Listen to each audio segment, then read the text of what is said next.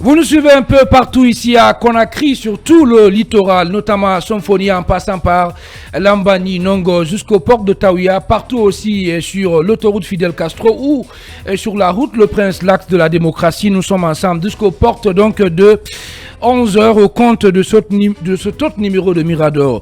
À présent, Emmanuel Milimono, avec vous, on va évoquer le retour de ces 49 Guinéens, voilà, qui ont regagné donc hier la capitale Conakry, donc le Bercail. Hein. Oui, le premier vol à quitter Tunis est arrivé à Conakry dans la nuit d'hier, floqué bien entendu de République de Guinée. Donc le fameux avion guinéen a rapatrié 49 de nos compatriotes qui étaient en détresse du côté de la Tunisie. Voilà, ça, vous pouvez le voir. Voilà, on voit ces images. Pour ceux qui nous regardent via la page Facebook et notre chaîne YouTube. C'est quand même avec beaucoup de désolation qu'on observe de telles scènes en 2023. J'ai envie de dire un peu, voilà ce que le président tunisien a offert à l'Afrique comme spectacle des Africains, désolant, oui. Des Africains qui sont chassés des terres africaines. Je pense que c'est le cœur meurtri qu'on en parle à cette époque, en tout cas de notre génération. Et ce convoi, comme je le disais tantôt, est composé de 49 Guinéens, mais vous allez voir, Khalil, quand même des situations assez finalement déplorables. J'ai souligné quelques témoignages d'une des Guinéennes justement qui est rentrée à bord de ce vol hier, une certaine Mamaïsata Sako, qui affirme: on a été agressé à plusieurs reprises, on a changé de logement. Et là où on est parti encore, on n'était pas en sécurité. On ne sortait pas, même pour chercher à manger. Les rares fois où on sortait pour chercher à manger, on refusait de nous vendre de la nourriture. Et on nous cognait avec des cailloux, nous disant de quitter chez eux. C'est quand même en 2023 que c'est pathétique, hein? Très pathétique. Des êtres humains ne peuvent pas sortir pour chercher à manger. Parce que dehors, ils doivent essuyer des cailloux. Et quand ils prennent quand même le courage, ils bravent le courage de sortir pour se trouver à manger. Parce qu'ils doivent survivre. On parle là d'une mère et de 3 enfants qui doivent braver justement ces agressions pour aller chercher à manger. On refuse de lui vendre à manger. Elle a de l'argent, mais on refuse de lui vendre à manger parce qu'elle est noire. Et on parle de ça en 2023, en territoire africain. C'est quand même... ça fait mal. Et c'est pourquoi c'est assez intéressant de voir finalement tout cet armada de dispositions prises par l'État guinéen pour ramener ces Guinéens ici. Le temps que la terre tunisienne devienne une terre d'accueil.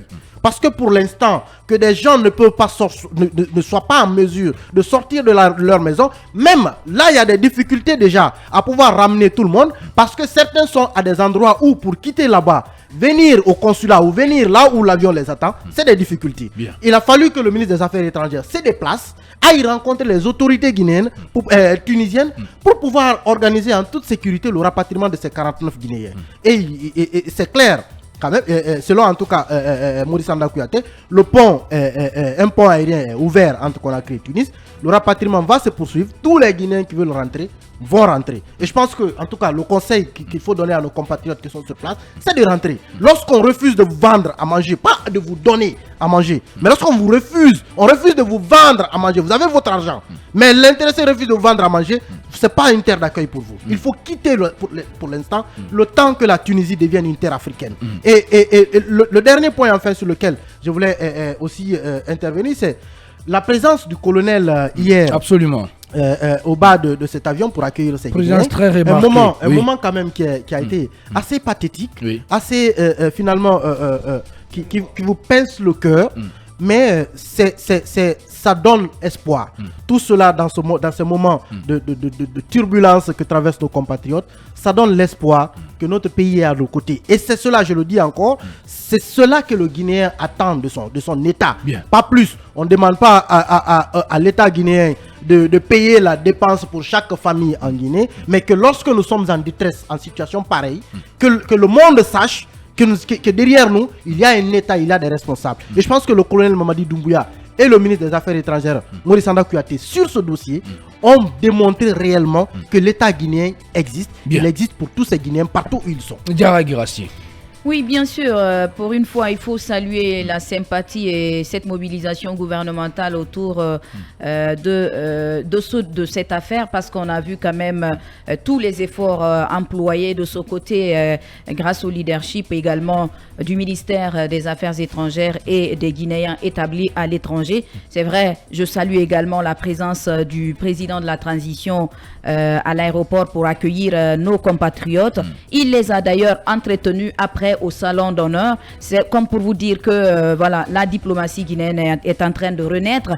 Ça fait plaisir et ça donne envie de se réclamer guinéen. Je pense que ça doit continuer de la sorte. C'est très important puisque on a vu quand même que dernièrement, c'était pas comme ça que le cas des Guinéens était traité avec promptitude, puisque le plus souvent, il y avait des Guinéens qui se retrouvaient de l'autre côté dans des difficultés, mais après, il faut passer par la presse, il faut faire des tapages pour se faire entendre. Mais cette fois-ci, le gouvernement a compris le cri de cœur, il s'est bougé et il est allé prendre ces Guinéens. Au total, c'est 131 ressortissants guinéens qui ont d'ailleurs accepté volontairement de se retourner au pays.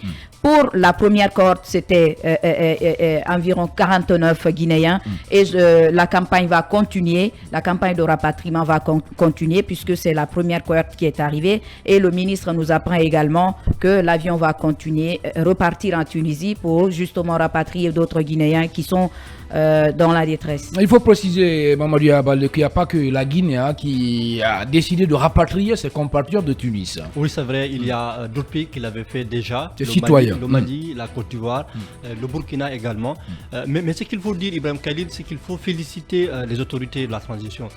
Moi, personnellement, j'ai été en tout cas assez touché par cette réactivité du président de la transition, mais aussi du ministre des Affaires étrangères.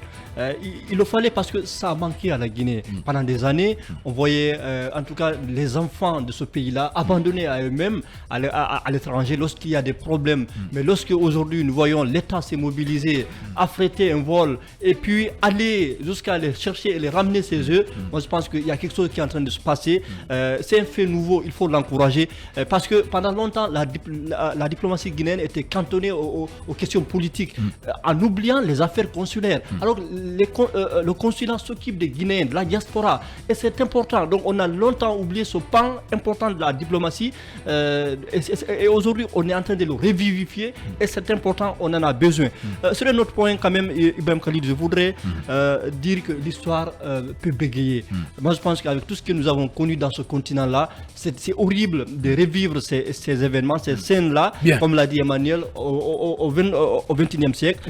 Il faut que le président Kais Saied aille revisiter ses cours d'histoire. Il faut qu'ils comprennent quel était l'esprit avec lequel on avait décolonisé ce continent-là. On avait créé l'OUA qui est devenu l'UA en 2005. Aujourd'hui, je pense que son acte viole l'acte constitutif de l'UA. Il faut qu'il reprenne ses cours puisque c'est un universitaire disons. Un constitutionnaliste. Oui, je pense que il fait partie des plus respectés. Il faisait partie. Il doit revoir malheureusement il a ses cours parce qu'il est passé à côté de l'histoire. À venir dans un instant, la prise de parole de Aluseni Makanera Kake, président du parti FND, allié du RPG Arc-en-Ciel. Il va donc réagir à la dernière sortie, bien entendu, du président Alpha Condé.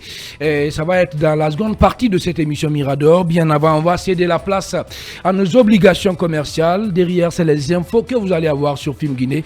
On se retrouve juste après.